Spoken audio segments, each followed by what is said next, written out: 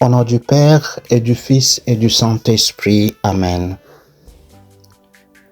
Que la grâce et la paix de notre Seigneur Jésus soient toujours avec vous. Chers frères et sœurs, bienvenue à notre méditation sur les textes bibliques de la liturgie de ce jour. C'est le Père Michel Manga, SVD, missionnaire du Verbe divin.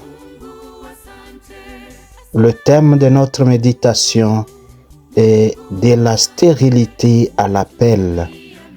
De la stérilité à l'appel. Bien-aimés, nous entrons aujourd'hui dans le temps ordinaire, un temps qui n'a rien d'ordinaire. C'est le temps où Dieu rejoint la vie quotidienne, là où se jouent nos combats intérieurs, nos attentes et nos appels. Les lectures de ce jour nous font passer d'une souffrance silencieuse à un appel décisif, d'une vie blessée à une vie envoyée. La première lecture, tirée du livre de 1 Samuel chapitre 1 versets 1 à 8, nous présente Anne, une femme stérile, blessée dans ce qu'elle a de plus intime. Il s'y est de noter que dans la culture biblique, la stérilité n'est pas seulement une preuve personnelle, elle est aussi vécue comme une honte sociale et religieuse. Anne est aimée par son mari, mais humiliée par sa rivale, incomprise dans sa souffrance. Son drame est double. Elle souffre et elle ne peut pas expliquer sa souffrance. Son mari, plein de bonne volonté, lui dit « Ne vaux-tu pas mieux pour moi que 10 fils ?» Mais l'amour humain, bien-aimé, aussi sincère soit-il, ne suffit pas toujours à apaiser la blessure profonde du cœur. Le texte montre que Dieu n'est pas encore intervenu. Il laisse apparaître la détresse humaine dans toute sa nudité. La Bible ou la parole de Dieu ne gomme pas la douleur, elle la nomme. Anne n'a encore rien reçu, mais déjà quelque chose se joue. Le manque devient le lieu de foi. Avant même la naissance de Samuel, Dieu travaille le cœur d'Anne. Spirituellement, ce texte nous rappelle que Dieu commence souvent son œuvre là où nous faisons l'expérience de nos limites. Nos stérilités affectives, spirituelles ou relationnelles ne sont pas des lieux abandonnés de Dieu. Cela signifie que le silence de Dieu n'est pas son absence. Il est toujours présent dans notre vie. Peu importe la situation que nous traversons, Dieu est avec nous. Son silence n'est pas son absence. Dans l'évangile tiré de Marc 1, 14 à 20, Jésus commence sa mission par une proclamation simple. Le temps est accompli, le royaume de Dieu est tout proche. Puis il appelle des hommes ordinaires au travail, les met dans leur filet. Il ne les appelle pas au temple, mais au cœur de leur quotidien. Et la réponse est étonnante. Aussitôt, ils laissèrent leur filet. Marc insiste sur la radicalité et l'urgence de l'appel.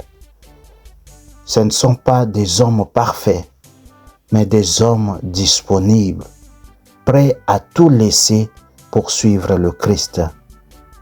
Jésus ne choisit pas ceux qui sont prêts, il rend prêts ceux qui l'appellent. La première lecture et l'évangile, chers frères et sœurs, se répondent profondément. Anne porte une souffrance qu'elle ne peut résoudre. Les disciples portent une vie simple, limitée, sans horizon apparent. Mais Dieu entre dans ces existences sans bruit, mais avec puissance. Le psaume de ce jour devient alors la réponse de foi. Je t'offrirai le sacrifice d'action de grâce. La louange n'est non pas parce que tout est déjà réglé dans notre vie, mais parce que Dieu est reconnu comme fidèle dans l'épreuve. Devant les difficultés de notre vie, nous sommes appelés à la louange. C'est la louange qui bouscule l'imaginaire et amène Dieu présent dans nos situations. Chers frères et sœurs, peut-être portons-nous une stérilité qui nous fait souffrir. Peut-être sommes-nous installés dans une routine rassurante. Peut-être avons-nous du mal à entendre l'appel de Dieu. La parole de ce jour nous dit « Dieu voit les larmes silencieuses. Dieu appelle au cœur de la vie ordinaire. Dieu transforme le manque en fécondité. » Le temps ordinaire que nous avons commencé aujourd'hui est le temps où Dieu fait naître l'extraordinaire à partir de l'ordinaire.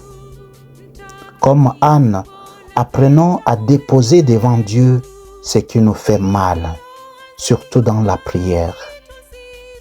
Comme les disciples, osons laisser ce qui nous retient, même si c'est notre zone de confort. Car le royaume de Dieu est proche. Il commence là où nous acceptons d'écouter, de faire confiance et de marcher à la suite du Christ. Prions. Seigneur notre Dieu, tu vois les cœurs blessés et les attentes silencieuses que nul ne comprend vraiment. Comme Anne, nous te présentons nos manques, nos stérilités, nos larmes que nous n'osons pas toujours dire. Donne-nous de croire que rien de ce que nous portons n'est perdu à tes yeux. Quand notre foi vacille, apprends-nous à te faire confiance. Avant même de voir le fruit, à espérer contre toute espérance. Seigneur Jésus, toi qui passes sur les rives de nos vies ordinaires, viens nous rejoindre dans notre travail, dans nos habitudes, dans ce que nous croyons immuable. Fais-nous entendre ton appel, donne-nous la liberté intérieure de laisser ce qui nous retient et le courage de te suivre là où tu nous conduis. Esprit Saint, transforme nos manques en fécondité, nos hésitations en disponibilité, nos vies simples en chemin du royaume. Que notre cœur puisse dire chaque jour, je t'offrirai le sacrifice d'action de grâce, car tu es fidèle, aujourd'hui et pour les siècles des siècles. Amen.